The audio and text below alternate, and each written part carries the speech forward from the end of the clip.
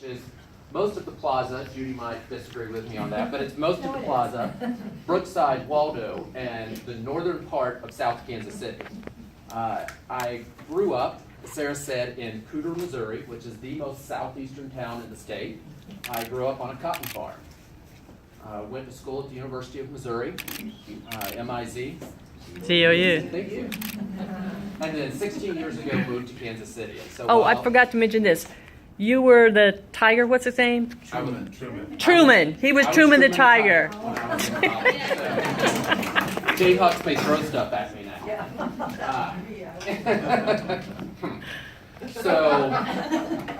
So I like to say I'm not a Kansas Citian by birth, but I am by choice. I love it here. And since I've been here, I've worked in public policy or politics my entire adult life. I spent several years working for PROMO, which is the statewide LGBT civil rights organization, working here in Kansas City and also in the Springfield area. And for the past 8 years, I had the honor of working on staff for Senator Claire McCaskill in her Kansas City office, where I did outreach not only in Kansas City, but also a 28-county region of rural northwest Missouri, so up in St. Joe and Maryville, Chillicothe, down to Warrensburg. So I've really gotten to see a lot of the state and get to know people around the state, and I think that really plays it has a big impact in me and how I view my job. And Sarah asked us to talk about this question about who our constituents are. And I don't think any of us would say our constituents are just the people that voted for us. That's not right. And yes, my constituents are the people that I represent in the 25th district, but I view my job as using our sense and sensibility in governing the state as a whole. I unfortunately heard a senator this week when brought up with an issue from the senator was not from Kansas City, when asked about an issue that wasn't from that senator's part of the state, said, that's not my concern. Well, it is that senator's concern. It's important that St. Louis is thriving. That's important to Kansas City. It's important that the corn growers or the cotton farmers are successful. That's important to Kansas City. Tourism in Branson is important to Kansas City. So I care about all of those things, and I'm going to use my constituents' values in governing, and that's kind of how I view it. Two things I did want to talk about. One, I'm the openly gay guy, so I'm going to talk about LGBT issues.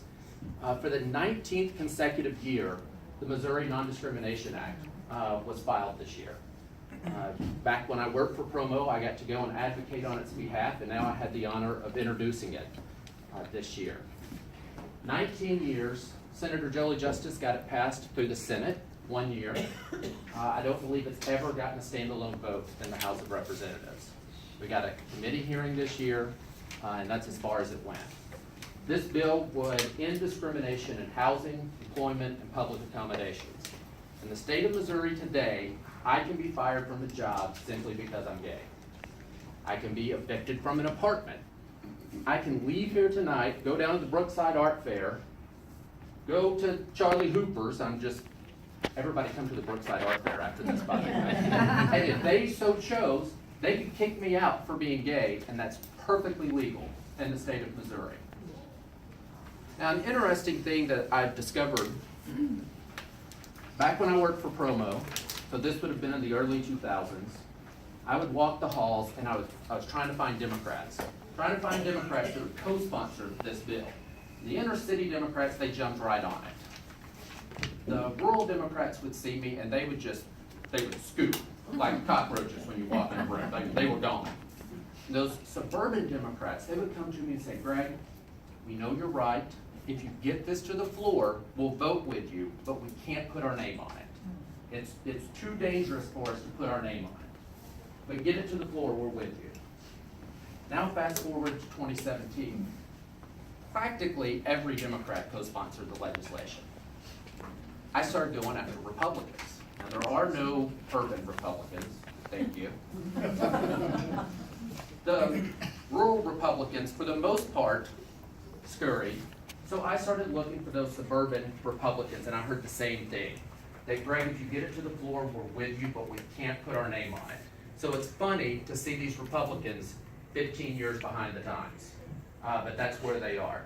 How many people in this room are like me and love Kansas City but wasn't born and raised here? You were born and raised in another part of the state. About half of you. I bet you still have family in those parts of the state.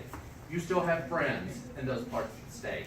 Pick up the phone and tell them to call their state rep and say, support this bill. That's what we need. The Democrats, we're good on this issue. But so many of those Republicans are on the verge. There was one rural Republican, and I'm not going to say his name because he said this in confidence. I almost thought he was going to co-sponsor it. If he got a few phone calls from a few of his constituents, he would be with us.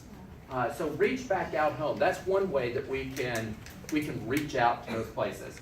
Now, I'm running out of time. I do want to talk about infrastructure spending. The state of Missouri has the 7th most lane miles of roads of any state in the country, and we have the 47th lowest funding. We have not increased infrastructure funding in this state since 1996. And the purchasing power is quite a bit different for MoDOT since 1996. And we spent a total of about 10 minutes talking about it in the House of Representatives this year. I was proud to introduce a bill that would have, that the Republican Senate passed last year, that would have increased revenues for MoDOT. This is an issue that's both urban and rural.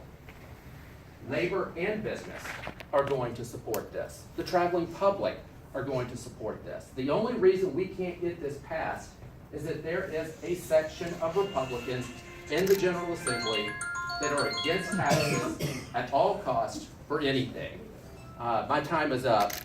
We've got to go back out into those rural areas and start telling them that bridge that you drive over 4 times a day every day is beyond its lifespan and it's crumbling. I-70 is crumbling. Our infrastructure is crumbling right below our tires, and they're doing nothing about it, and this is an issue that can unite us all. Thank you all so much for being here.